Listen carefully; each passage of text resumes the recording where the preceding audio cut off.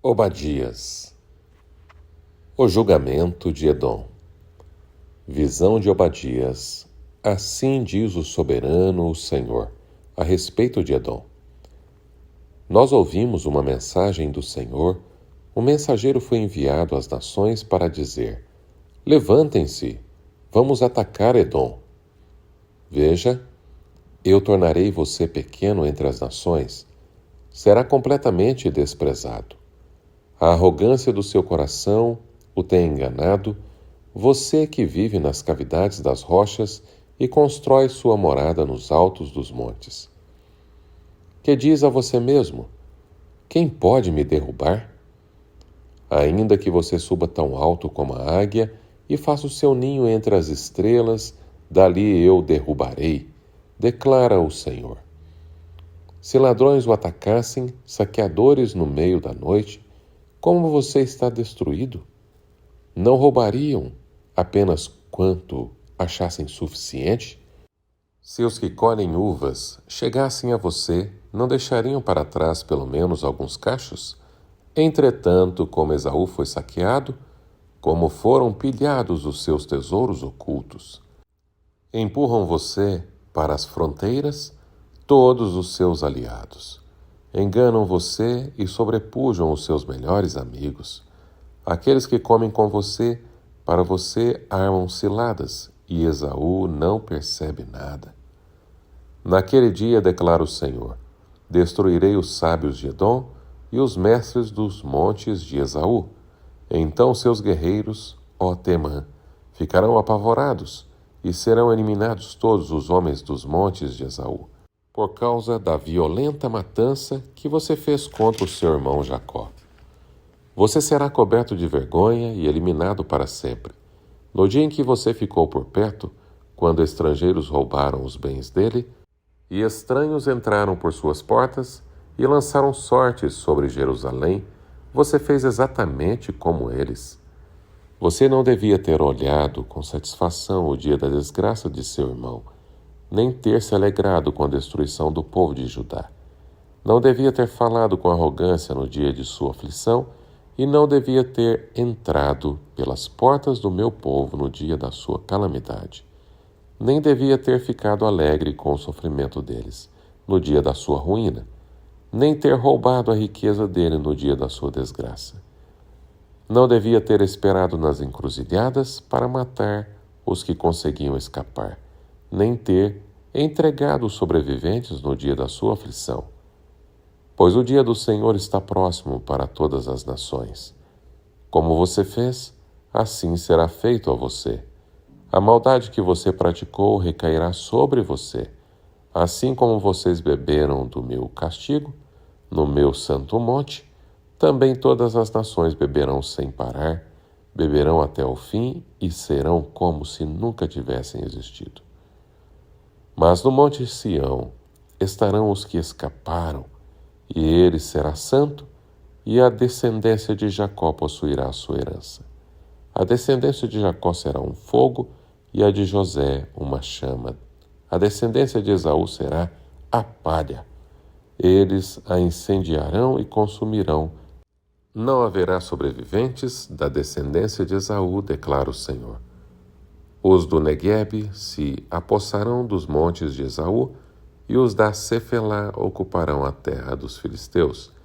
Eles tomarão posse dos campos de Efraim e de Samaria, e Benjamim se apossará de Gileade. Os israelitas exilados se apossarão do território dos cananeus até Sarepta. Os exilados de Jerusalém, que estão em Sefarade, ocuparão as cidades do Neguebe. Os vencedores subirão ao monte Sião para governar a montanha de Esaú, e o reino será do Senhor.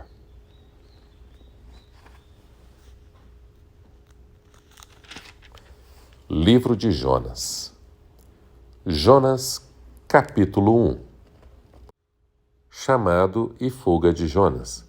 A palavra do Senhor veio a Jonas, filho de Amitai, com esta ordem: vá depressa à grande cidade de Nínive e pregue contra ela, porque a sua maldade subiu até a minha presença.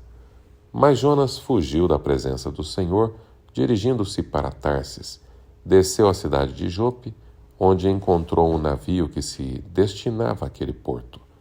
Depois de pagar a passagem, embarcou para Tarsis para fugir do Senhor.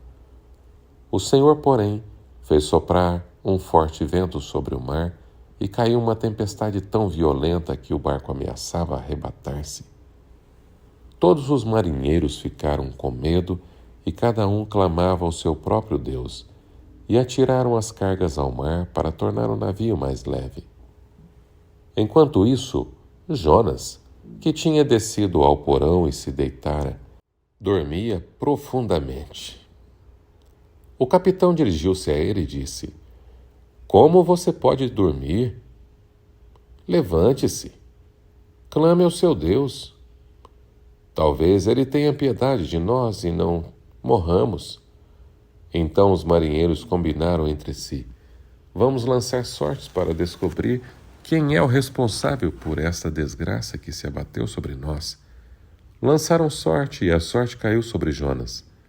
Por isso lhe perguntaram: Diga-nos, quem é o responsável por esta calamidade? Qual é a sua profissão? De onde você vem? Qual é a sua terra e o povo que você pertence? Ele respondeu: Eu sou hebreu, adorador do Senhor, o Deus dos céus, que fez o mar e a terra. Então os homens ficaram apavorados e perguntaram: O que foi que você fez? Pois sabiam que Jonas estava fugindo do Senhor, porque ele já lhes tinha dito. Visto que o mar estava cada vez mais agitado, eles lhe perguntaram: O que devemos fazer com você para que o mar se acalme? Ele respondeu: Peguem-me e joguem-me no mar, e ele se acalmará. Respondeu: Pois eu sei que é por minha causa que esta violenta tempestade caiu sobre vocês. Ao invés disso, os homens se esforçaram ao máximo para remar de volta à terra, mas não conseguiram, porque o mar tinha ficado ainda mais violento. Eles clamaram ao Senhor: Senhor, nós suplicamos, não nos deixe morrer por tirarmos a vida deste homem.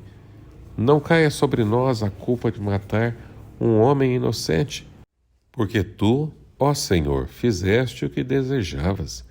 Em seguida, pegaram Jonas e o lançaram ao mar enfurecido, e este se aquietou. Tomados de grande temor ao Senhor, os homens lhe ofereceram sacrifício e se comprometeram por meio de votos. O Senhor fez com que um grande peixe engolisse Jonas, e ele ficou dentro do peixe 3 dias e 3 noites. Jonas, capítulo 2. A oração de Jonas. Dentro do peixe, Jonas orou ao Senhor, o seu Deus, e disse: Em meu desespero clamei ao Senhor, e ele me respondeu. Do ventre do mar gritei por socorro, e ouviste o meu clamor. Jogaste-me nas profundezas, no coração dos mares. Correntezas formavam um turbilhão ao meu redor. Todas as tuas ondas e vagas passaram sobre mim. Eu disse: Fui expulso da tua presença, contudo olharei de novo para o teu santo templo. As águas agitadas me envolveram, o abismo me cercou e as algas marinhas se enrolaram em minha cabeça. Afundei até chegar aos fundamentos dos mares, a terra embaixo cujas trancas me aprisionaram para sempre. Mas tu trouxestes a minha vida de volta da sepultura, ó Senhor meu Deus. Quando a minha vida já se apagava, eu me lembrei de ti, Senhor, e a minha oração subiu a ti, ao teu santo templo. Aqueles que acreditam em ídolos inúteis desprezam a misericórdia, mas eu, com um cântico de gratidão, oferecerei sacrifício a ti. O que eu prometi cumprirei totalmente. A salvação vem do Senhor. E o Senhor deu ordens ao peixe, e ele vomitou Jonas em terra firme. Jonas, capítulo 3.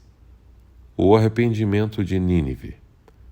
A palavra do Senhor veio a Jonas pela segunda vez com esta ordem: Vá à grande cidade de Nínive e pregue contra ela a mensagem que eu lhe darei. Jonas obedeceu à palavra do Senhor e foi para Nínive. Era uma cidade muito grande, sendo necessários 3 dias para percorrê-la. Jonas entrou na cidade e percorreu durante um dia, proclamando: daqui a 40 dias Nínive será destruída. Os ninivitas creram em Deus, proclamaram um jejum e todos eles, do maior ao menor, vestiram-se de pano de saco.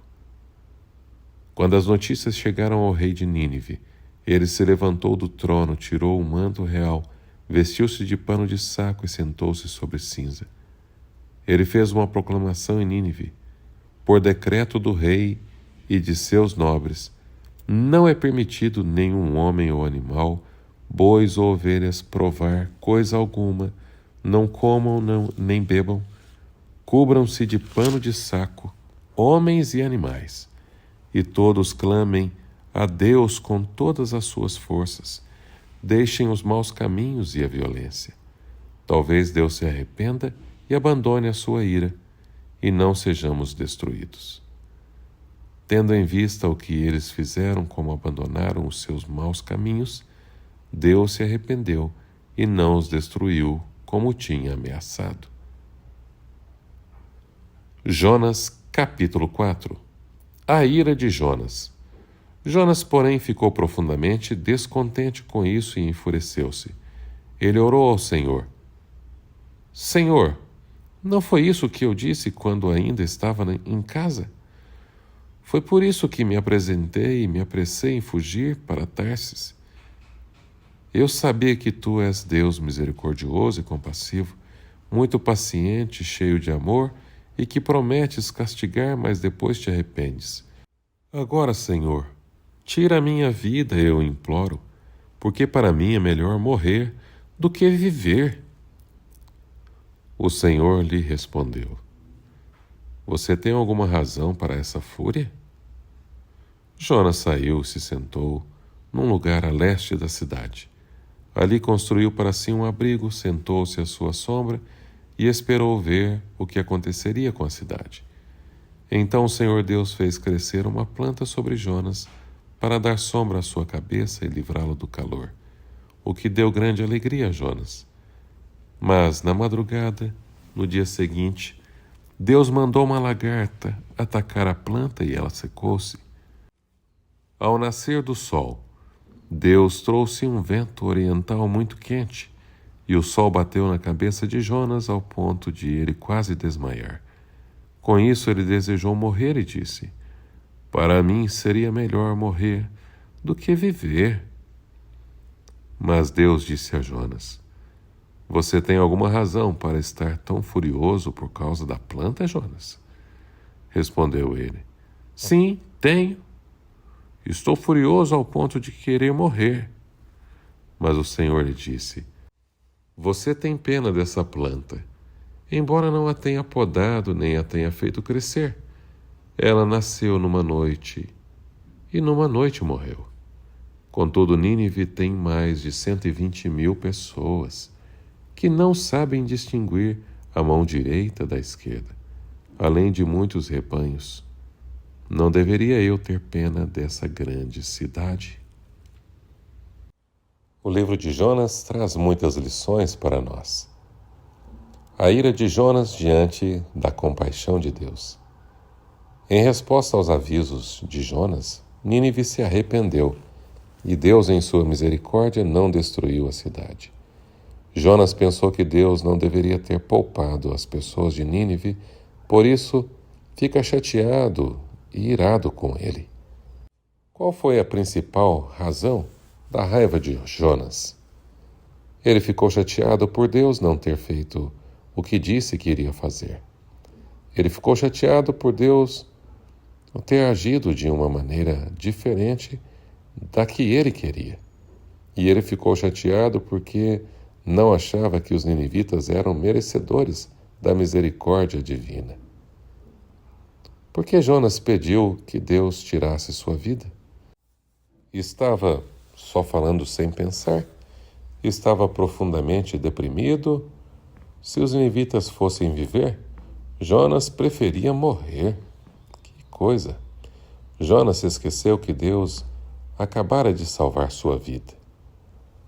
Que lição Deus ensinou a Jonas, né? Que ele não tinha direito de ficar irado. Que Deus é quem decide quem merece receber sua misericórdia e que a provisão de Deus não deveria ser tomada como garantia. Que Jonas deveria mudar sua atitude em relação aos ninivitas. Qual o maior problema de Jonas? Se pensarmos, pode ser o preconceito, o mau humor, o orgulho, a procrastinação, ter sangue quente, a desobediência, ciúme, desânimo e até a depressão. Será que você, querido amigo, algumas vezes fica com raiva de Deus? O que te faz ficar com raiva? Será o tempo, problemas com as suas finanças, o seu chamado, sua aparência, a vida de modo geral? Jonas não se importava com as pessoas de Nínive. Quem você tem dificuldade de alcançar e resiste em conviver? Será que há pessoas que você também não consegue conviver? Pessoas de uma região diferente, pessoas de uma denominação diferente, pessoas de um diferente grupo étnico, pessoas de diferentes classes sociais. Precisamos aprender a amar a todas as pessoas. Lembrarmos do Pai Nosso que diz: Pai Nosso que estás nos céus. Logo somos todos irmãos, somos todos filhos de Deus. E Jesus disse que esse é o grande mandamento: amar o teu próximo como a ti mesmo. Deus está lhe chamando para alcançar pessoas, a sua família, os seus vizinhos, os seus colegas de trabalho, colegas de escola. O que você precisa fazer? Entrega o teu caminho ao Senhor, confia nele e o mais Ele fará. Que Deus te abençoe e que você não faça como Jonas. Não fuja da missão que Deus confiou a você.